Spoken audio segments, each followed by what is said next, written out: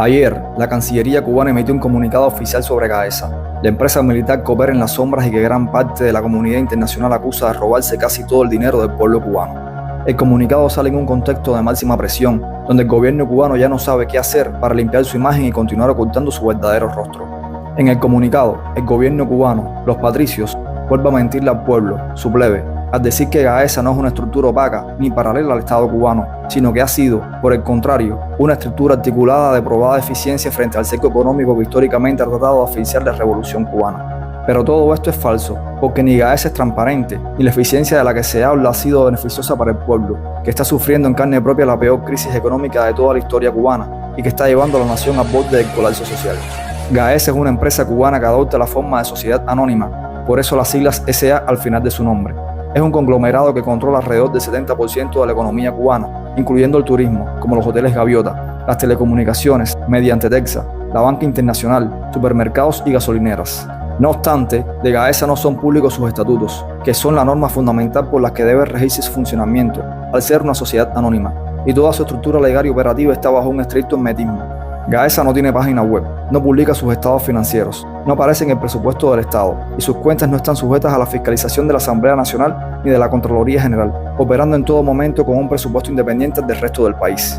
Aún sabiendo esto, Raúl Castro y su camarilla de gordos intentan convencer al mundo de que Gaesa es una empresa transparente, pero la Constitución cubana, que ellos mismos promovieron y que se estableció en definitivas en 2019, los delata. En su artículo 3, la Constitución deja claro que la soberanía reside de forma intransferible en el pueblo y que de esta dimana el poder del Estado. El artículo 10 establece que los órganos del Estado, sus directivos, funcionarios y empleados están obligados a responder al pueblo y a someterse a su control. En tanto, el artículo 53 regula el derecho que tienen todas las personas de recibir la información veraz por parte de los órganos del Estado y de las entidades estatales.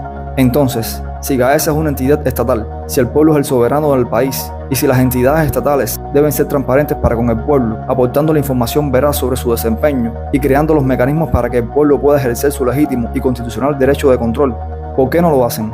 ¿Por qué Gaesa mantiene en absoluto secreto todo lo que tiene que ver con ella? ¿Por qué está compuesta y dirigida por militares? ¿Acaso los militares no tienen la misma obligación de servir al pueblo que el resto? Es que, si lo analizamos bien, tampoco todos los militares pueden acceder a la información de Gaesa. ¿Por qué entonces tanto secretismo? De acuerdo con una filtración de documentos internos obtenidas por el Miami Herald y publicada en agosto de 2025, el capital en activos de Gaesa asciende hasta $18.000 millones.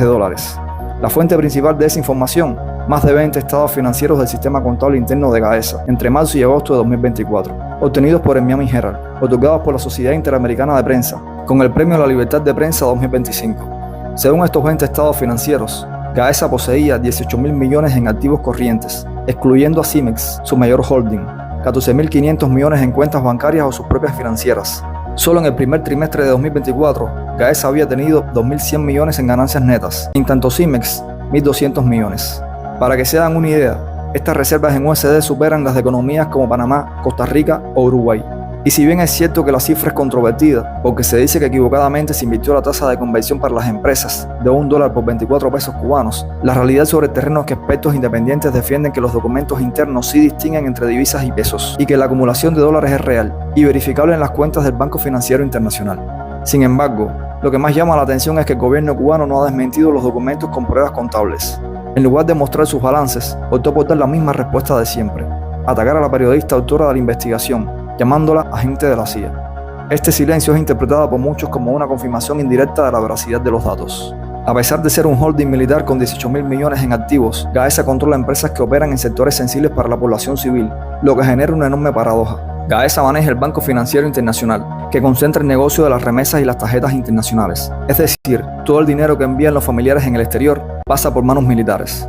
Gaesa es dueña del 55% de Texas, el monopolio telefónico y de Internet. Las tarifas de datos móviles, entre las más caras del mundo, son fijadas por una empresa cuyos dueños no pagan impuestos al Estado, cortan la señal con impunidad cuando les da la gana sin respeto al derecho del cliente y venden el peor servicio telefónico del mundo, argumentando la misma justificación de siempre: el bloqueo. El holding comercial de Gaesa es Cimex, y a Cimex pertenecen la amplia red de supermercados Caracol y Panamericana, y casi todas las gasolineras de la isla. La gran contradicción de todo esto es que, mientras el ejército opera hoteles de lujo vacíos y acumula dólares en el extranjero, el Estado civil no tiene divisas para importar medicinas, combustible o alimentos básicos. Esto ha llevado a muchos economistas a afirmar que el mayor obstáculo para reformar la economía cubana es nada más y nada menos que Gaesa, o sea, el propio gobierno cubano. ¿Quieres saber por qué Gaesa ha operado durante más de 3 décadas sin recibir ninguna revisión por parte del pueblo y sin tan siquiera que un diputado de la Asamblea Nacional haya intentado promover un cambio legal que le hiciera transparente? Según una investigación de la BBC, en julio de 2024, la entonces Contralora General Gladys Bejerano fue cesada tras admitir en una entrevista que el Estado no tenía jurisdicción para auditar a Gaesa. 3 años antes, el entonces ministro de la FARC, Leopoldo Sintra Frías, fue relevado de su cargo poco después de intentar promover una investigación interna sobre el holding. Claro, las causas oficiales de ambos despidos no fueron esas, porque el gobierno cubano nunca reconoce ese tipo de cosas. Y así todavía hay tontos que compran la afirmación de que Cuba es una democracia. Cuchifrescos. Para terminar, déjame recordarte algo. En ningún momento histórico, de ningún país del mundo, la libertad se obtuvo por regalo de los opresores. Siempre costó sangre, sudor y muchas pérdidas. Hoy quizás no te toca, pero mañana a lo mejor lo tienes encima de ti.